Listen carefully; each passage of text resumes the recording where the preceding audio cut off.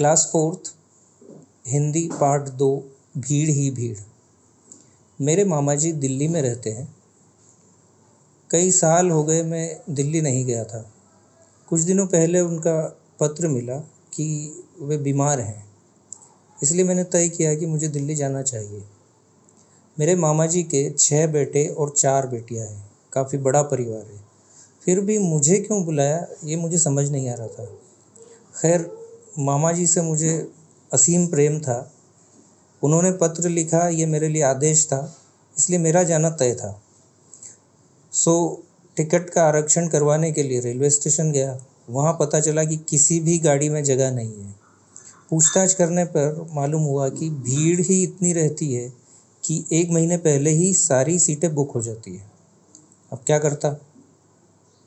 सोचा बिना आरक्षण के, बिना रिजर्वेशन के ही जाया जाए। देखा तो टिकट विंडो पे बहुत लंबी लाइन लगी थी। अब जाना तो 2 दिन बाद था। आज लाइन में लग के कोई फ़ायदा नहीं था, इसलिए मैं घर लौट आया। 2 दिन बाद मैं जब फिर से रेलवे स्टेशन पहुंचा तो भी वही हाल था। अब जाना तो था ही, इसलिए मैं टिकट के लिए लाइन में लगा।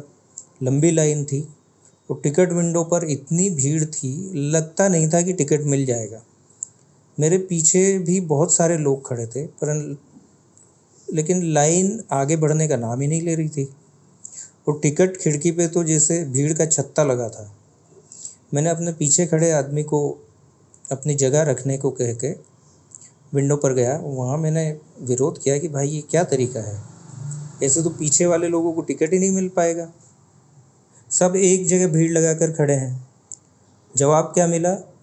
साहब, भीड़ है तो ऐसा ही होगा, ये तो रोज़ ही होता है।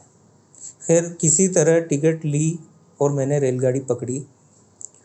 जैसे ही मैं डिब्बे में चढ़ा, भारी भीड़ देखकर मेरे होश उड़ गए। मुझे ऐसा लगा कि दिल्ली तक मैं ज़िंदा पहुंच पाऊंगा या नहीं। बैठने की तो बात दूर है, खड़े रहने की भी जगह नहीं थी। बच्चों और महिलाओं की चीं पों आवाज़ें आ रही थी। किसी तरह मैंने अपने पैर वहां जमाए रखे और इस भयंकर भीड़ से जूझता हुआ 10 घंटे में मैं मामा जी के घर पहुंचा।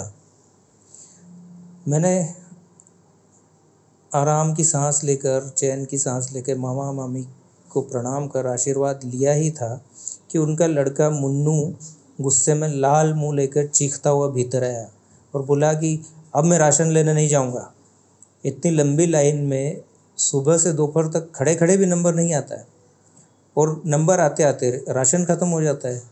अब इस भीड़ के धक्के मुझे नहीं खाने। अब मामा जी का घर भी किसी रेलवे स्टेशन से कम नहीं लगता था। 2 कमरे थे और 10 बच्चे, मामा मामी को मिलाकर कुल 12 लोग।